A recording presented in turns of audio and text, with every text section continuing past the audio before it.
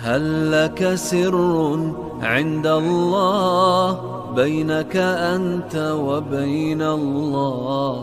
هل لك صدقات تخفى لا يعلمها إلا الله؟ بسم الله الرحمن الرحيم. السلام عليك يا رسول الله وعلى آلك المظلومين. السلام عليك يا أمير المؤمنين يا سيد الوصيين. السلام عليك يا حسن المجتبى. السلام عليك يا أبا عبد الله الحسين وعلى أصحابك المظلومين. يا ليتنا كنا معكم فنفوز فوزا عظيما. بسم الله الرحمن الرحيم. يقول ربنا في محكم كتابه المجيد: أعوذ بالله من الشيطان الرجيم. وإذ أخذنا ميثاقكم ورفعنا فوقكم الطور خذوا ما آتيناكم بقوة واسمعوا قالوا سمعنا وعصينا وأشربوا في قلوبهم العجل بكفرهم قل بئس ما يأمركم به إيمانكم إن كنتم مؤمنين. صدق الله العلي العظيم. السلام عليكم ورحمة الله وبركاته.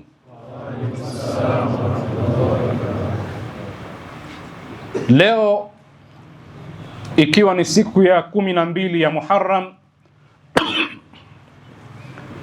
na tukiwa katika mada yetu ya 6 kuhusu vijana katika jicho la Karbala, tumo katika siku ambazo nyumba ya Mtume sallallahu alayhi wa alihi wasallam katika ardhi ya Karbala, wanawake, kijana, Al-Imamu Zainul Abidin, watoto wanakusanywa na safari ya kufanywa kuwa ni mateka inaanza. Ulamai katika historia wanasema baina ya tarehe 11 na 12 ndio msafara ulianza, msafara mrefu wa kutoka Iraq katika ardhi ya Karbala kwenda mpaka Sham katika nchi ya Syria kwa Yazid ibn Muawiya. Kwa hivyo masaib ya Ahlul Bait yanaendelea na majukumu ya Bibi Zainab yanazidi kuwa makubwa katika siku kama hizi, kwa sababu ndiyo pekee aliyebaki akiwaliwaza watoto lakini wagonjwa na wanawake wenzake. Kwa hivyo ni miongoni mwa siku nzito kwa Ahlul Bait. Lakini wakati ambapo tunamzungumza kijana, na kijana pekee aliyobaki katika ardhi ya Karbala ni Zainul Abidin alayhi salam, hatuna budi kuendelea kuamurika vijana kwa jicho la Karbala ili tuendelee kujifunza yale mengi ambayo yamepatikana katika medani ile ya vita, na ambapo leo hii sisi sote na vijana wetu wanatakiwa wawatizame vijana wale kama dira. Na tumezungumza ujana kuwa ndio nafasi muhimu sana ya kijana kujenga misingi ya mustakbali wake. Na aya tuliyoisoma katika surati al-Baqara inahusu kisa maarufu, kisa cha Banu Israil baada ya kuwa washakombolewa na Musa alayhi salam. Na Musa alikuja na mawazo na fikra mpya kinyume kabisa na fikra ya Firaun, akawakomboa Bani Israil. Wanafahamu dhulma ya Firaun, yudhabbihu abnaahum wa yastahyi nisaahum wanajua yale yote walioyapata, na Musa ni mkombozi, ameshawakomboa. Musa alayhi salam kawafikisha mahala, kawaweka katika kituo, anakwenda kuzungumza na Mwenyezi Mungu Subhanahu wa Ta'ala, wapate dira na sheria ambazo zitawatawala katika maisha yao. Musa akirudi, Bani Israili wamerudi kule walipotoka, wameanza kuabudu ndama kwa kudanganywa na mtu ambaye maulama wanasema akiitwa Samiri. Akirudi Musa anawakuta wana Mungu mwingine.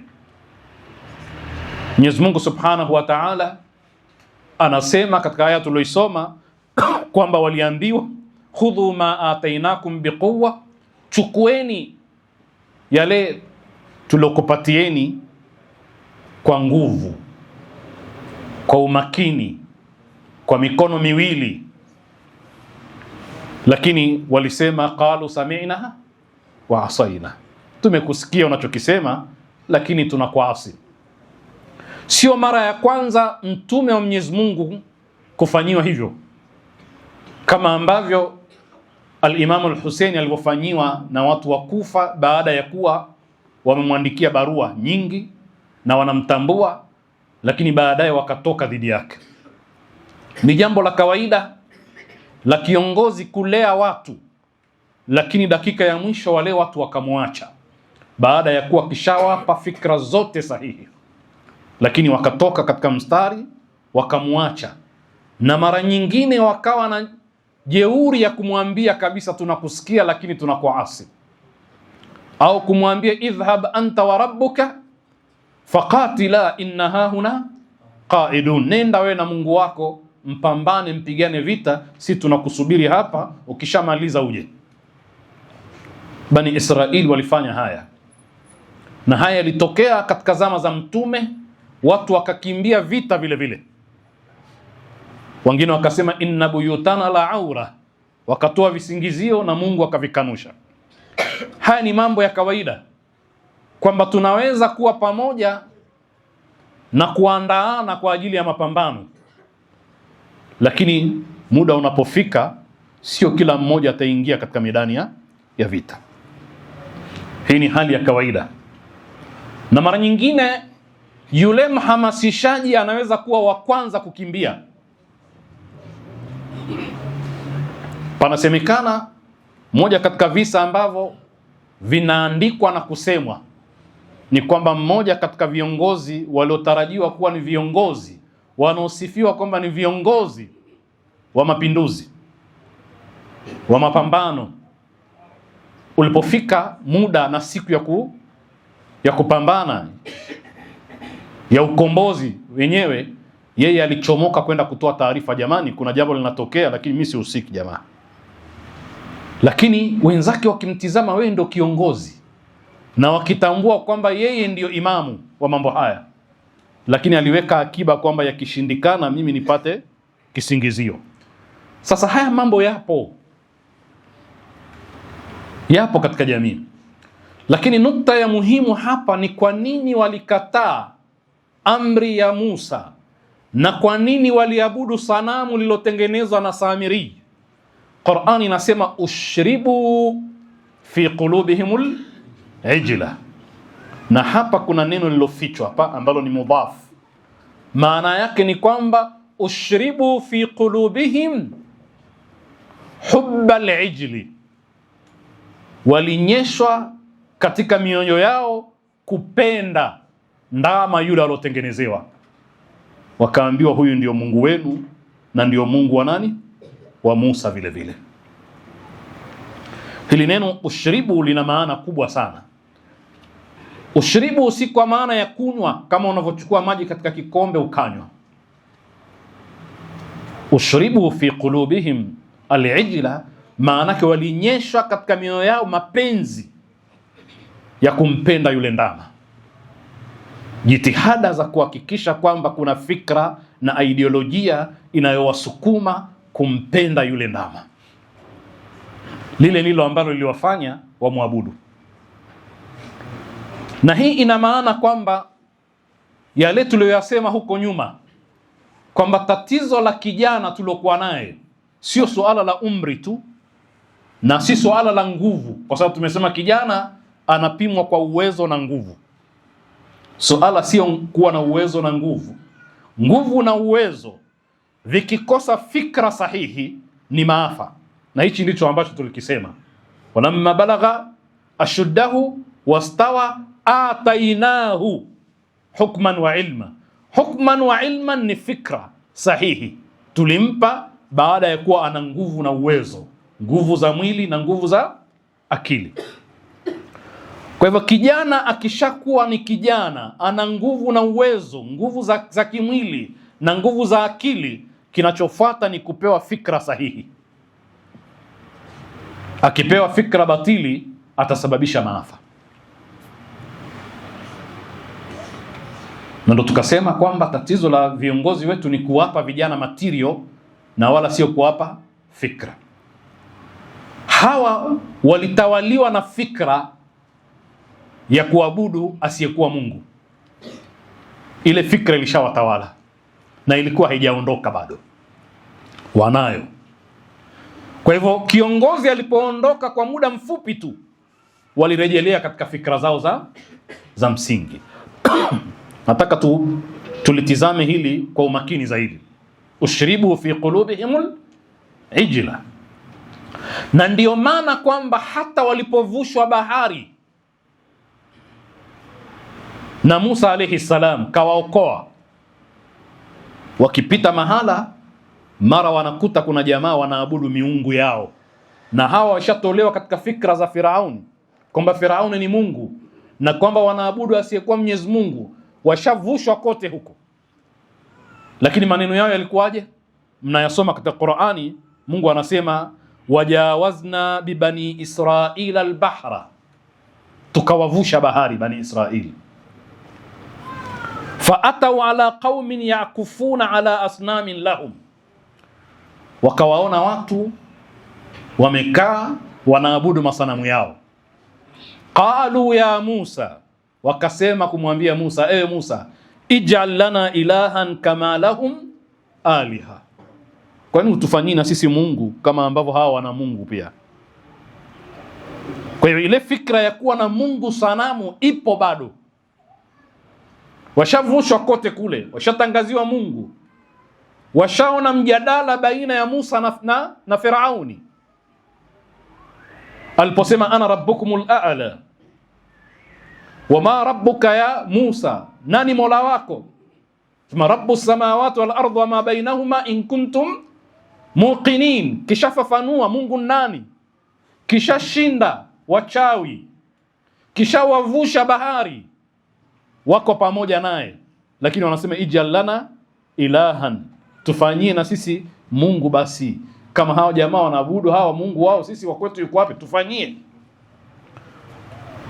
Musa akasema qala innakum qaumun tajhalun, nyinyi ni watu wajinga, bado ujinga unawaandama.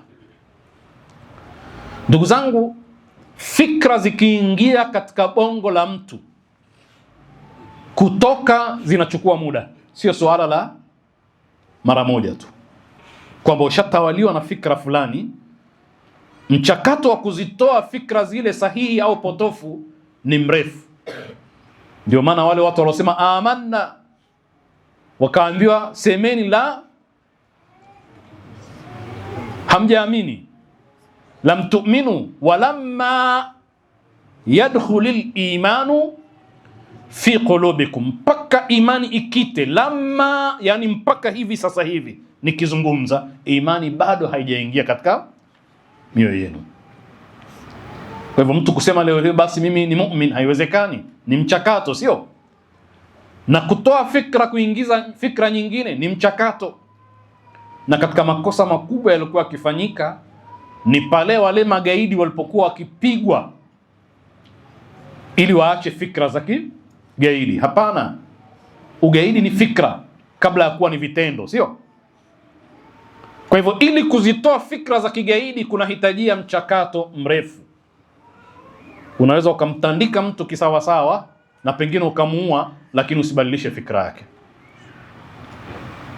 Kwa hiyo kuna haja ya watu kutumia muda mwingi kutengeneza fikra za vijana katika kipindi ambacho fikra za vijana zimechafuliwa. Tumesema kuna kitabu kinaitwa Sinaatu Tafaha, kutengeneza upumbavu, upuuzi. Yani tuko katika dunia ambayo upuuzi umewekwa mbele, na upuuzi ndio kitu ambacho kinatumiwa gharama kubwa sana na vijana na baadhi ya watu wazima taban, katika kukijali na kukihendo. Fikra zetu zimetawaliwa na hilo. Ndio hiyo Sinaatu Tafaha. Na mwanadamu ana maumbile ya kupenda kuiga, ni sehemu katika maumbile yake. Sasa leo hii takwimu zinaonyesha kwamba katika tafaha iliyokuwa katika vichwa vyetu, ambayo tutachukua muda mwingi sana tuondoshe, dunia ambayo ina watu takriban bilioni 8.2, katika hao bilioni 5.5, yani asilimia 61 ni wapenzi wa mpira duniani. Asilimia 61 ya wakazi wa duniani ni wapenzi wa mpira, na hawasikii wala hawaambii chochote wakaelewa kuhusu mpira. Na bilioni 3.5 ambao ni asilimia 40 na katika hao ni wale wapenzi wa kweli kweli, ushribu fi qulubihim alqurra.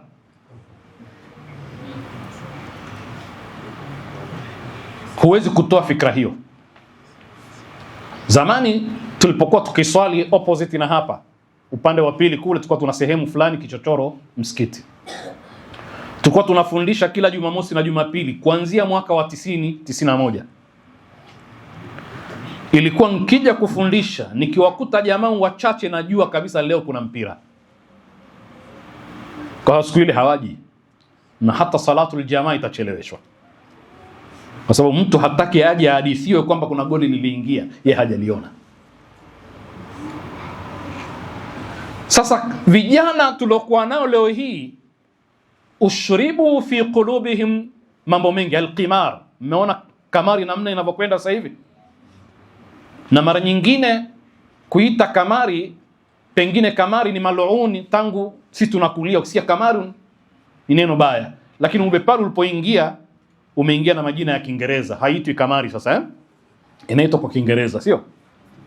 Na hauoni hatari ya lile neno linapotamkwa kwa lugha ya Kiingereza. Lakini nyie hamjui yanayojiri kwenye makasino na kamari zinazochezwa duniani, na vijana namna ambao wanahusika katika kamari. Nimesema mahala fulani kwamba tulipokuwa tukikulia sisi, ilikuwa vigumu sana kumuona mwanamke ni mshabiki wa mpira. Sasa hivi ole wako uwe timu fulani, alafu opposite ya timu ile awe mkeo. Pa nyumbani pia hapakaliki. Na haya mambo tumeyaona, si mambo ya kusimuliwa. Tumeyaona Tanzania, tumeyaona nje ya Tanzania. Kuna vielelezo vya watu walopoteza maisha kwa sababu ya mpira. Na huyu bwana mtaalamu aloandika kitabu chake Sinaatu Tafaha, kakisomeni kiko kwa Kiarabu, kinaonyesha namna gani dunia imeweza kutushughulisha na mambo ambayo si ya msingi, tukasahau yale ya msingi.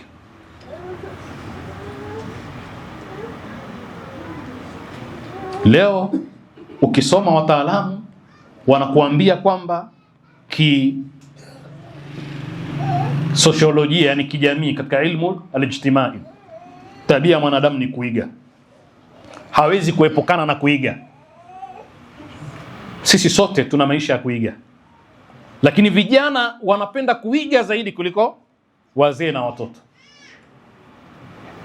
Wanataka waonekane kama watu fulani. Kuna mtaalamu katika wataalamu wa kimagharibi anayejulikana kwa jina la Gabriel Tadi. Huyu ni mtaalamu wa mambo ya kijamii, ameandika sana kuhusu masala imitation, uigaji, kuiga, kupenda kuiga. Na hii ni sifa yetu. Nimesema katika moja ya lecture zetu, leo tu katika lecture ya 6, nimesema kwamba nyie tangu mkiwa wadogo michezo ya baba na mama mliiga, maisha ya nyumbani pale. Kwa hivyo kuiga, lazima mwanadamu aige maisha ya wale anaowaona, lakini Qur'ani inatutaka tuige watu maalumu. Laqad kana lakum fi rasulillahi uswatun hasana. Uislamu umetuchagulia tumuige nani, na sisi tuko hapa kuzungumza kuiga watu, kumuiga Imam Hussein, kumuiga Al-Abbas, kumuiga nani, Al-Qasim, Al-Imam Zainul Abidin, Ali al-Akbar, Aun ibn Abdullah ibn Jaafar, Abdullah ibn Jaafar ambaye alikuwa ni mume wa Zainab, ali sacrifice watoto wake wengi katika ardhi ya Karbala. Tuko hapa kwa ajili ya kuonyesha namudhaji ya watu namna gani tutawaiga.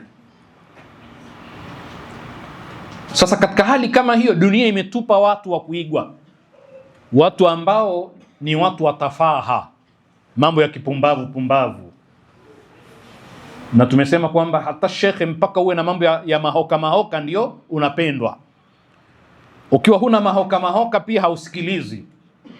Na yule mwenye followers wengi na viewers wengi Tanzania ni yule mwenye vituko vituko. Ukienda kutizama amefanya nini cha maana, hakuna. Wanafanya vituko vituko ndio wanasikilizwa sana.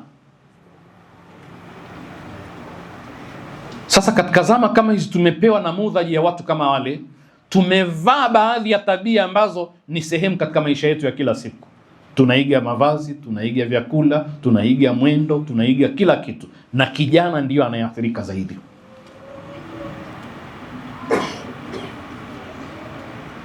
Kama ni watoto wa kike, utaona Kiswahili chake cha kizungu, yani anazungumza Kiswahili lakini mawimbi ya sauti ya Kiswahili ni ya kizungu.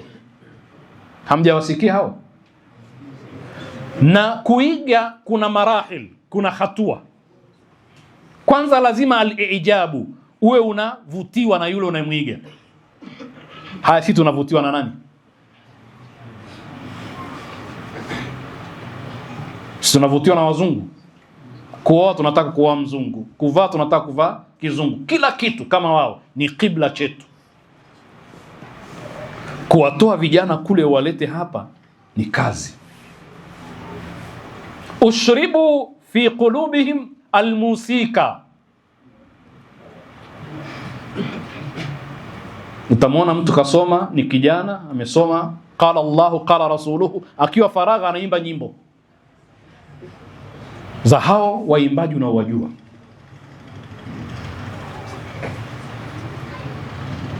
Na sasa wanaamini usanii ndio njia ya kutokea.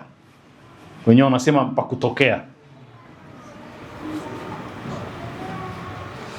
Sasa ikiwa tumenyweshwa hivi vitu, tukavinywa vikawa ni sehemu katika maisha yetu, nyie hata mpewe nini, kama hamjapewa fikra ingine ikafuta ile, hata ufanyeje wewe utabaki kule tu.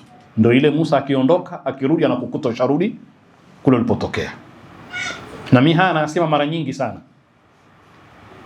Tutakutoa, tutakapokutoa tutakuleta, tutakufundisha, tutafundisha msikitini Uislamu unasemaje, Ahlul Bait wakoje, vijana katika nyumba Ahlul Bait wakoje. Lakini siku ukisafiri unaenda kununua viatu vikubwa, suruali kubwa, mkanda mkubwa, kishati kidogo kile, kofia ya ajabu, unavaa, unatembea nayo. Hakuna tofauti na ile Musa kwamba amewaacha tu kidogo jamaa, kwa sababu ushribu fi qulubihim al-ijla. Una mapenzi na ile tabia, huwezi kuiacha, bado unayo tu. Ndio yale unasema, utakuta mtu kavaa kofia yake hivyo, lakini ukivua namna alivyokata nywele zake sio yule. Ile kofia anasitiri tu watu wasione namna alivyonyoa. Anataka anyoe kama mcheza mpira fulani. Lakini ni ustadhi huyu au ni mtu ambaye ni mfuasi wa Ahlul Bait huyu? Kwa hivyo kuiga lazima tuige, lakini tunamuiga nani? Na vitu vingi vina uraibu.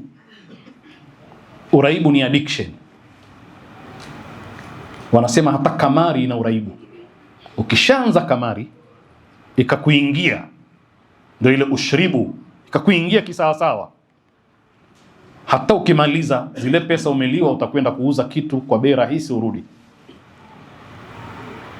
Ndio maana vijana wanaocheza kamari huiba mikufu ya dhahabu ya mama zao, dada zao, huiba chochote arudi kwenye kamari.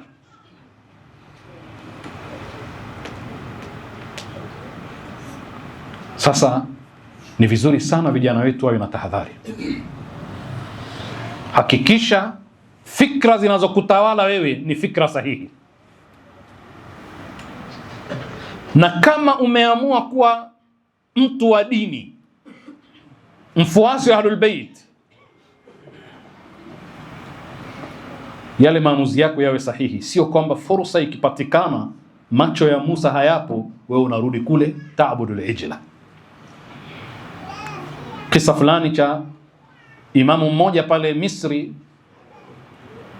kakutana na mmoja katika watu waliokuwa wakiswali msikiti wake, lakini Ulaya kule. Akimkuta yule imamu namna alivyovaa, mpaka anashangaa, wamefanana au ndio yeye? Kwa sababu hana yale majoho, hana alama yoyote ile ya dini. Anamuuliza ndio, anasema ndio mimi. Anamwambia sasa vipi? Mbona umevaa hivi? Mbona uko? Anasema niko likizo. Yaani pale amepata likizo ya mwezi, ameamua akatembea Ulaya, anakutana ghafla na mmoja katika watu waliosali msikiti wake. Anamuuliza mbona uko hivi? Anasema mimi sasa hivi niko likizo, yani akimaliza atarudi. Unaweza ukawa ni shekhe lakini una fikra zako zinakuendesha, fursa tu haijapatikana. Ndio utaona wale wafuasi waliojulikana kwamba ni wafuasi wa Ahlul Bait, mbona walibadilika? Na waliandika barua nyingi kwa Imam Hussein, aqdim ilaina, njoo. Maelfu, na wengine wanasema zaidi ya maelfu, bali zilifika mpaka laki, njoo. Lakini mazingira yalipobadilishwa tu walibadilika mara moja. Lakini mwenye imani ya kweli na fikra sahihi imekita, hata yakija mazingira machafu, yeye atarudi kule kwenye asili nzuri. Hurr ibn Yazid ar-Riyahi anasema ukhayyiru nafsi baina al-jannati wan-nar. Na katika mambo yaliyomwathiri Hurr ibn Yazid ni maneno ya Imam Hussein, lakini maulama wanasema katika athari zilizomwathiri Hurr ibn Yazid ar-Riyahi ni kuwaona Imam Hussein na wafuasi wake umefika muda wa sala na wamekuja katika vita, lakini jamaa wanajali swala. Lile lilimwathiri sana Hurr ibn Yazid ar-Riyahi. Sasa tunawapigana na watu wanajali sala, watu wana principles za namna hiyo, haya tunawapiga vita kwa namna gani?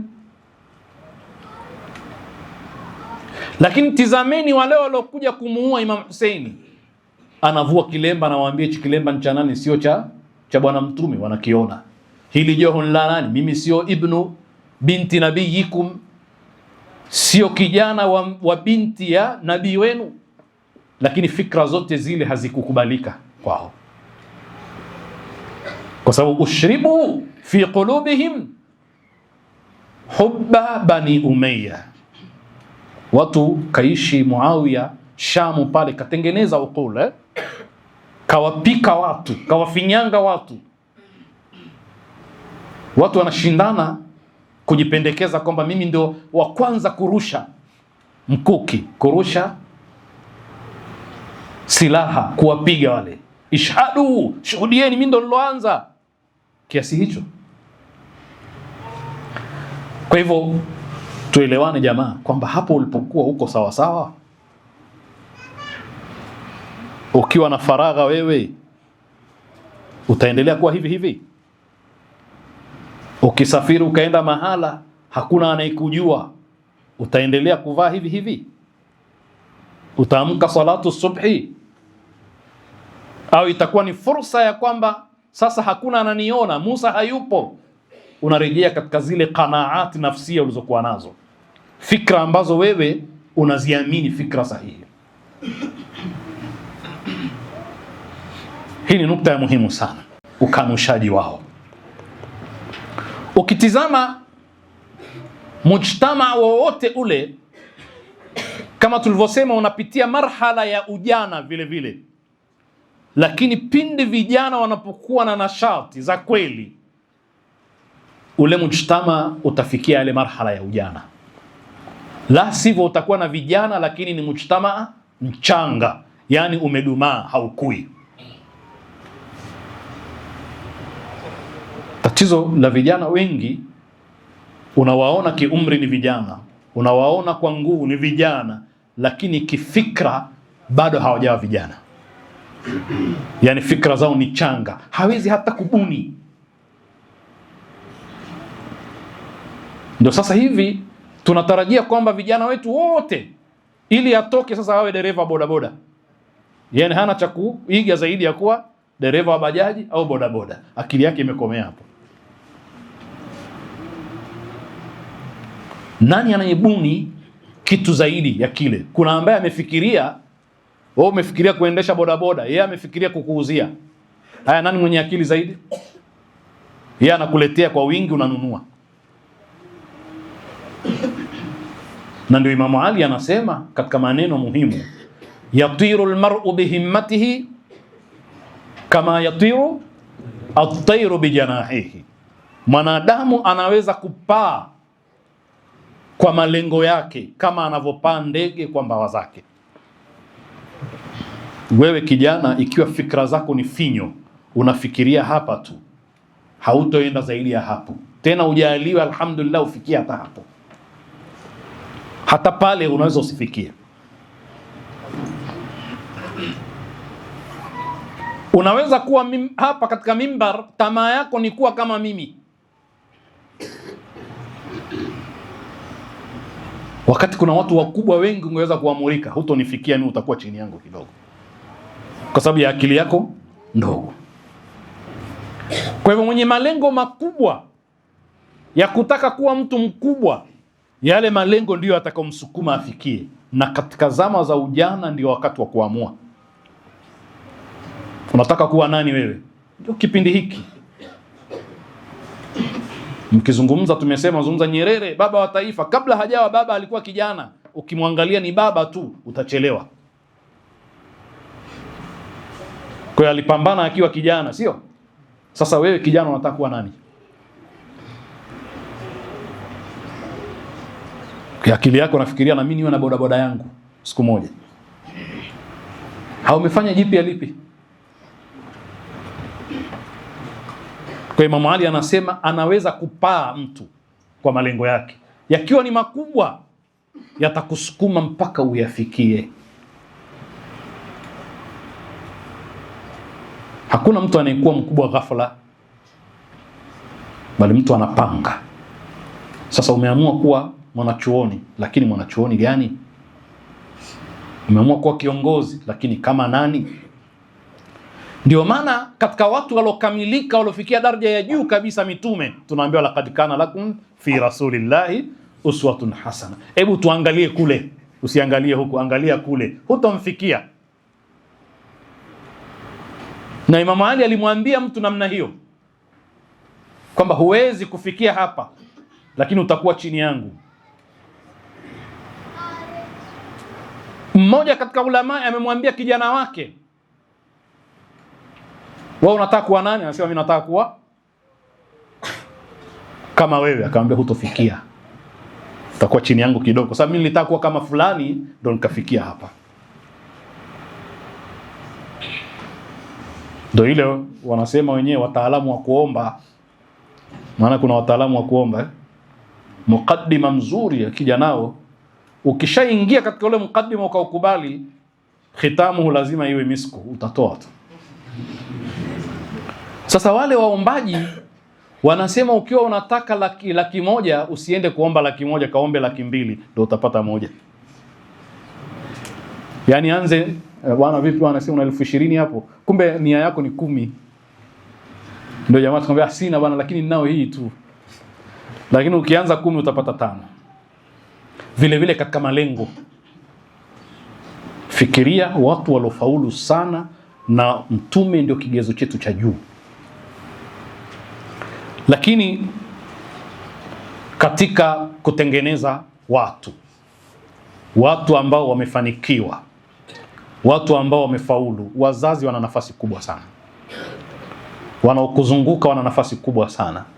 Unajua sisi tunatofautiana katika kukua kwetu. Mtoto sasa hivi wa miaka 5 ukimwambia unataka kuwa nani wewe, atakwambia nataka kuwa mwalimu. Kwa nini niwachape wenzangu? Sasa kufikiria hivyo. Kijana mdogo anasema nataka kuwa conductor, kwa sababu anamuona anapokusanya pesa kwenye gari, sio? Ndio akili yake, sio? Anasema nataka kuwa daktari, nichome sindano watu. Akili yake iko hivyo. Unaweza kumcheka, lakini na wewe vile vile unawakukucheka kwa malengo yako. Ukiulizwa sasa hivi unajiona ni mkubwa, lakini yale malengo yanaonyesha kadri ulivyokuwa mdogo. Unataka kuwa nani wewe, sio? Sasa tukiwatizama kina Al-Qasim na wengine wameandaliwa kuwa na malengo makubwa. Na uzuri ni kwamba Qur'ani inatufunza kwamba katika waandaji wakubwa wanaomwandaa mtu kuwa madhubuti, kuwa kawi, kuwa na malengo makubwa, wanawake wana nafasi kubwa sana. Na Qur'ani imetupa mifano, sio? Ambao mnaijua nyie nyote. Ndio tunasema mara nyingi Musa ni sani'atu mraa. Sio mwanamke tu, wanawake wamemtengeneza Musa mpaka akawa vile. Nyie mmeona wapi dauru ya mwanaume? Mmeona wapi dauru ya mwanaume katika kumtengeneza Musa akawa yule Musa mnayemjua? Tangu mama yake wao haina ila ummi Musa an ardhi'ihi fa idha khifti alayhi falqihi fil yammi wala takhafi wala tahzani inna radduhu ilayka wa ja'iluhu. Kwa hivyo kapambana mpaka kuhakikisha usalama wa nani? Wa Musa. Kaficha mimba haijulikani. Bani Israeli wanaua kila mtoto wa kiume anayezaliwa. Firauna anaua katika watoto wa Bani Israeli, sio? Na inasemekana alikuwa akiua watoto wa mwaka huu akiacha wa mwaka unaofuata. Kwa sababu lau angeua vijana wote wangekosa watu wa kuwahudumia. Kwa sababu Bani Israeli walikuwa tabaka namba 2 katika nchi, wao wanawatumikia nani? Al-Aqbat au qaumu Firaun. Kwa hiyo mama akafanya jitihada zote za kuficha ujauzito na hatimaye kamtia kwenye sanduku kamficha. Habari za baba hazizungumziwi, alikuwa hai hakuwa hai hazisemwi. Lakini ameondoka, amepelekwa na maji. Yale maji yamekwenda mpaka pembezoni mwa kasri ya Firaun. Wale wapambe wa Firaun wameliona sanduku, wamelileta. Watu wanajuana, wakimtizama wanamuona huyu si damu yetu, ni ya Bani Israeli. Firaun anasema muweni.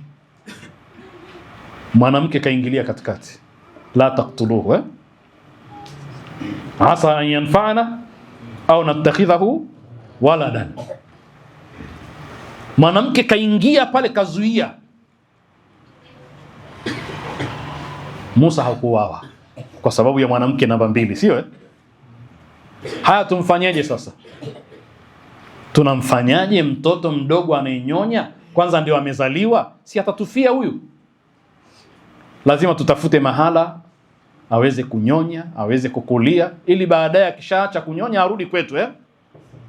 Kaingia mwanamke wa 3. Nani huyo? Nani huyo? Ukhtu Musa. Hal adullukum ala ahli baitin yakfulunahu wa hum lahu nasihun. Je, nisikujulisheni nyumba ambayo itamtunza na itamnasihi, itamlea vizuri, itampa fikra sahihi. Faradadnahu ila ummihi kay taqarra aynuha wala tahzan walita'lama anna wa'da Allahi haqq Musa anatengenezwa na mwanamke wa tatu, ukhti yake, sio? Haya, Musa kashapata nguvu na ana fikra sahihi dhidi ya nani? Firaun. Na wakati huo kijana pia Firaun alitaka kumuua. Mama Asi akaingilia akamtetea, hakuuawa. Na wengine wanasema ndio kisa cha kuwa na uzito katika ulimi, mtihani aliofanya kama inavyosimuliwa katika historia. Lakini alipokuwa anamtetea mnyonge, anataka kuuawa, anapigwa, anadhulumiwa na mtu wa Firaun, fawakazahu Musa faqadha alayhi, ilibidi akimbie nchi. Kaondoka kakimbia nchi, pamoja na kuwa ana dhiki, rabbi inni lima anzalta ilayya min khairin faqir. Kakaa chini ya mti anaomba dua, kawakuta mabinti kawasaidia mabinti wa Shuaib, hana pa kwenda. Kwa ihsani ile, binti wa Shuaib ndiye anayemwambia baba yake kwamba sisi tumekutana na mtu mwema, katufanyia kadha na kadha na kadha. Baba anasema muiteni. Sasa yeye akijua kwamba anaenda, pengine yeye anataka wenyeji, sio? Hana mwenyeji, sio? Na yule baba akijua kwamba kijana huyu amenifanyia ihsani, mimi namlipa tu. Na binti anamwambia inna abi yad'uka liyajziyaka ajra ma saqaita lana. Inna abi yad'uka liyajziyaka ajra ma. Lakini alipofika kule, binti kabadilisha lugha, anasema nini? Ya abati istajiruhu inna khaira man istajarta alqawiyul amin. Kwa hiyo sio suala la kwamba alipwe tu. Sasa baba mwajiri. Sasa mtu alioingia nchi ya watu Madian, hakuna wa kumtizama, mwanamke ndiye aliyomjali. Musa huyo kapata nyumba tena ya mtu mwenye heshima, Shuaib. Kalelewa, hakupata nyumba tu, na mke akapata.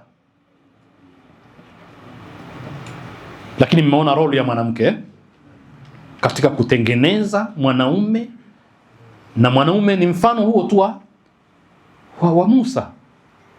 Lakini katizame, Qur'ani imejaa wanawake waliotengeneza watu, sio? Bibi Zainab ndiye mlinzi mkuu na mkubwa wa Imamu Zainul Abidin, mpaka kutufikia sisi leo hii ni imamu hai aliyefanya mambo makubwa katika historia. Kwa sababu watu wa Yazidi walitaka kumuua baada ya kuwa tayari washamaliza wanaume, wamebaki wanawake na watoto. Walimwelekea Zainul Abidin, wanataka kumuua. Alichokifanya Bibi Zainab nini? Alimshika, akamkumbatia, akamng'ang'ania Zainul Abidin, na akawaambia niueni mimi kabla hamjamuua yeye. Ikiwa lazima mumuue Zainul Abidin, kwanza anzeni na mimi. Ndio njia aliyoitumia Bibi Zainab kumwokoa al-Imam Zainul Abidin. Mama huyu ambaye historia inasema akiwa katika ardhi ya Karbala, umri wake ulikuwa ni miaka baina ya 54 na 56. Bibi Zainab umri wake miaka baina ya 54 na 56. Kiongozi aliyebaki katika ardhi ya Karbala baada ya kuuliwa wanaume na mashujaa wa Karbala, aliyesimamia msafara wa kutoka Karbala mpaka kwenda Shamu, alikuwa mwanamke. Alikuwa ni Zainab. Aliwalinda watoto wadogo kina Sukaina. Alikuwa njiani akijali chakula chao, akijali kunywa kwao maji. Yalikuwa yakimuuma sana yale yanayowasibu watoto, akiwaliwaza, akiwabembeleza, akipunguza, japo yeye ndio muathirika mkubwa wa msiba, lakini akipunguza maumivu ya msiba ya Ahlul Bait. Ana wanawake wenzake kina Ramla, kina Ummul Banin, lakini na yeye ni kiongozi anayelinda mpaka wajukuu wake. Haikuwa safari ndogo jamaa, kusimuliwa ni jambo rahisi. Ikitokea ajali sasa hivi, mwanadamu akagongwa hapo barabarani sasa hivi, kazi ya kwanza kufanya watu nini? Mwili ukiwa umelala pale chini, Mungu atuepushie hilo, ubongo umesambaa, sisi tunafanya nini kwanza? Kazi ya kwanza unafanya nini? Mwenye kanga yake atatoa, mwenye nguo yake atatoka, mwili utafunikwa, sio? Kwa sababu ya heshima ya mwanadamu, ule mwili utafunikwa mara moja, mpaka wakipita watu wasema, jamaa ndio yule pale bwana akalala, lakini mwili hauachi wazi. Ni kweli si kweli jamaa? Ndivyo tunavyofanya, sio? Kwanza kwa sababu ya heshima ya mwanadamu. Pili, kwa sababu pia mwanadamu kuona vile dhamiri yake haitulii, hawezi kuvumilia kuona, litamkaa sana muda mrefu, sio? Atakaa kila anauona ule mwili, akilala anaota, ile picha itakaa muda mrefu sana kwenye dhihni yake. Ndivyo tulivyoumbwa. Ndugu zangu, hivi mnadhani ni jambo dogo kuuliwa mzazi wako, kuuliwa ammi yako, kuuliwa mjomba wako, kuuliwa kaka yako, ndugu au mtoto mdogo? Na inatosha tu kuuliwa Imam Hussein, mjukuu wa Mtume, hata kama huna uhusiano wa damu na yeye, kiongozi, alafu nyie msafirishwe siku kadhaa, kichwa chake na vichwa vingine mnaviona, mkinyanyua kichwa juu mnaviona vimetundikwa katika mkuki, mnasafiri navyo, vinavuja damu, na ile damu mnaiona, na nyie mko mateka, mnapelekwa. Hivi unadhani mandhari hayo ni ya kawaida jamaa? Tukisema hawa watu ni maluunin, hili neno maluun lenyewe halitoshi kwa watu hawa, kwa sababu binadamu wa kawaida hawezi kufikia kiwango hiko. Mauaji yanafanyika, lakini hapafanyiki kituko cha namna hiyo. Kwa hivyo wale watoto wadogo wanamtizama babu yao, baba yao, wakinyanyua vichwa wanamuona, wanasafiri safari ndefu. Huo msiba si msiba mdogo. Kwa hivyo ilikuwa ni madhila ya hali ya juu. Alafu wale walionywesha katika mioyo yao kuwachukia Ahlul Bait, anaweza kujasiri pia kuona yale mandhari, bado akaenda pale akawasonga-songa kwa maneno, akawasonga-songa kwa vidole, akawapokonya vipuri, akawapokonya hereni. Kisha umma wa Kiislamu unatakiwa ulione la kawaida, useme Yazid ibn Muawiya radhiyallahu anhu. Sisi tukae tu kama jambo la kawaida. Ndio yale ya Mtume anaosema, man radhiya bi'amali qaumin hushira ma'ahum. Nani katika nyie mnayemtetea Yazidi mko tayari kufufuliwa na Yazidi? Mnaridhia hivi vyote vilivyofanywa hivi?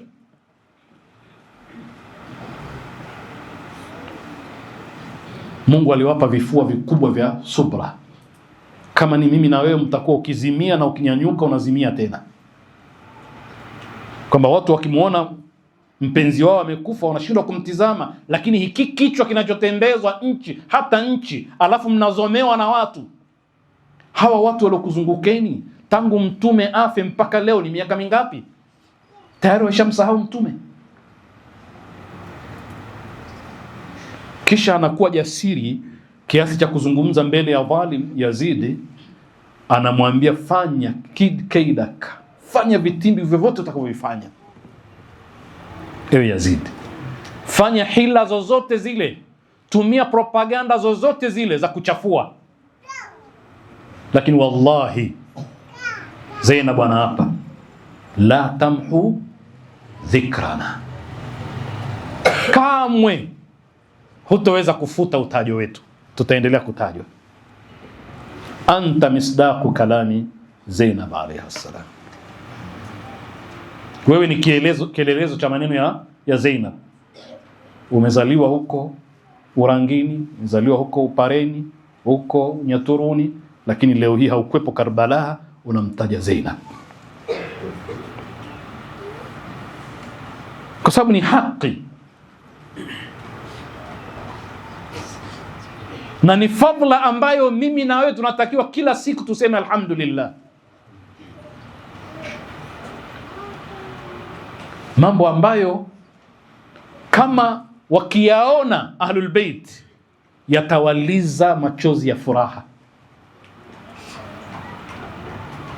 Kuona kuna umma leo hii unalia, unashiriki kulia kutokana na tukio lilotokea katika ardhi ya Karbala, na kutokana na machozi ya nyumba ya Mtume, wale waliolia kwa yale yalowasibu. Yaqubu alayhi salam kalia kwa ajili ya Yusuf, lakini wakati huo huo anasema kwamba Mungu atamrejesha. Alikuwa anajua atarudi siku moja hai, lakini akalia mpaka akapata upofu. Na ndio Zainul Abidin alayhi salam ilikuwa akiona popote pale panapochinjwa mnyama hajapewa maji, alikuwa akisimamisha majlis pale pale. Imam Zainul Abidin akifanya majlis, msiba ule haukuisha pale, uliendelea katika maisha ya Zainul Abidin. Maisha yake yote alikuwa akiishi katika msiba. Akimwona mtu anachinja, anamfuata, anamwambia umempa maji huyu mnyama kabla hujamchinja? Akisema ndio, kwa sababu ndio sunna ya Kiislamu. Akianza kutoa majlisi yake, baba yangu kachinjwa bila kupewa maji. Katika ardhi ya Karbala baba yangu alichinjwa bila hata kupewa maji. Anapeleka message. Na hii ndio message tunatakiwa tuibebe sisi sote. Sisi pakitokea tu maandamano hapa kama yalotokea juzi, watu walifunga nyumba zao wakapotea, wanasikiliza sauti za risasi huku na kule, mnadhani jambo dogo? Watu walioishi katika ardhi ya Karbala wanakabiliana, alafu vijana wanaomba kufa mashahidi.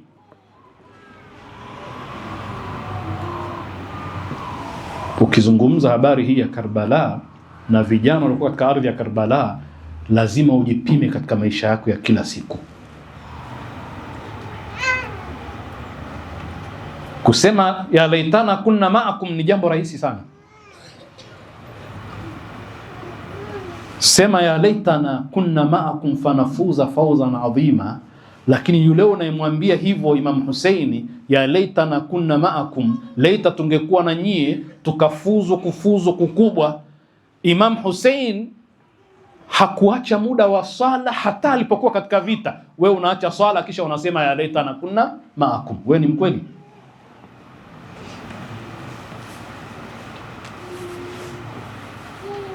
Time ya swala wewe ndo unachomoka. Ukiwa safarini una gari binafsi unasema subiri mpaka tukifika mahali fulani. Nani kakuhakikishia utafika pale?